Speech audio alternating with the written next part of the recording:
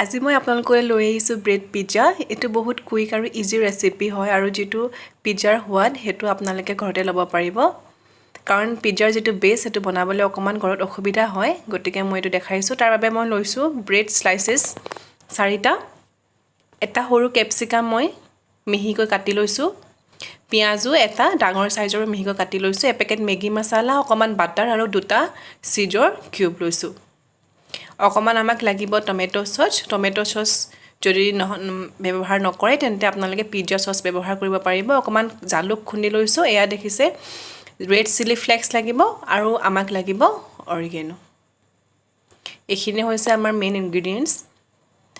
এতিয়া আমি যিখিনি সামগ্ৰী লৈছিলোঁ সেই সামগ্ৰীখিনি এটা বাটিত ভালদৰে মিক্স কৰিম। মই মিহিকৈ কুটি লোৱা পিঁয়াজ দিলোঁ, বাটাৰ কিমান পৰিমাণ দিছোঁ মন কৰিছে, আৰু এয়া মিহিকৈ কাটি লোৱা মই দিছোঁ কেপচিকাম।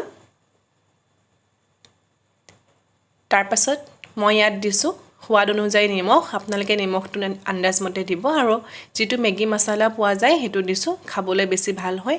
তাৰপাছত মই দিছোঁ জালুকৰ গুড়ি। মই ফ্ৰেছ জালুক কেইটামান খুন্দি লৈছিলোঁ, আৰু ইয়াত মই দিছোঁ ৰেড চিলি ফ্লেক্স। আপোনালোকে যিটো ৰঙা জলকীয়া বজাৰত পোৱা যায় শুকান জলকীয়া, সেইটো খুন্দি ল'ব পাৰিব, আৰু অৰিগেনো আপোনালোকে ইচ্ছা কৰিলে স্কিপ কৰিব পাৰিব। আৰু এই সামগ্ৰীখিনিত আপোনালোকে অন্য ধৰক আপোনালোকে কৰ্ণ ব্যৱহাৰ কৰিব পাৰিব বা গাজৰ ব্যৱহাৰ কৰিব পাৰিব। এয়া মই দেখিছে যিখিনি চিজৰ কিউব লৈছিলোঁ, 2টা কিউব লৈছিলোঁ, সেই কিউবকেইটা মই এনেকৈ গ্ৰেট কৰি লৈছোঁ।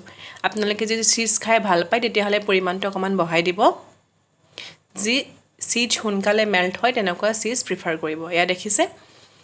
এতিয়া মই ব্ৰেড স্লাইচেছকেইটাৰ ওপৰত টমেটো চচ ভালদৰে ধুনীয়াকৈ এনেকৈ সানি ল'ম। মই আকৌ কৈছোঁ আপোনালোকে পিজ্জা চচ ইয়াত ধুনীয়াকৈ সানি ল'ব পাৰিব। এয়া দেখিছে মই টমেটো চচখিনি ধুনীয়াকৈ সানি লৈছোঁ। এই ৰেচিপিটো বহুত সহজ হয় আৰু বহুত সোনকালে হৈ যায়, আৰু পিজ্জাৰ কমপ্লিট সোৱাদ পোৱা বুলি ক'লেও মিছা নহয়। গতিকে আপোনালোকে ৰেচিপিটো ট্ৰাই কৰিব, খাবলৈ বহুত বেছি ভাল লাগে। এয়া দেখিছে মই এনেকৈ যিখিনি সামগ্ৰী মিহলি কৰি লৈছিলোঁ সেই সামগ্ৰীখিনি মই ইয়াত ধুনীয়াকৈ দি দিছোঁ। ভালকৈ এনেকৈ সামগ্ৰীখিনি মিহলি কৰি ল'ব। তাৰপাছত ব্ৰেড স্লাইচেছকেইটাৰ ওপৰত এনেকৈ দি দিব। আপোনালোকে যদি পৰিমাণটো বেছি বিচাৰে তেন্তে প্ৰতিটো বস্তুৰ পৰিমাণ বঢ়াই দিলেই হ'ল। ইয়াৰ ওপৰত মই যিখিনি চিজ গ্ৰেট কৰি লৈছিলোঁ সেই চিজখিনি ধুনীয়াকৈ দি দিছোঁ। আপোনালোকে ৰেচিপিটো অভেনতো বনাব পাৰিব, কিন্তু মই ফ্ৰাই পেনত বনাম।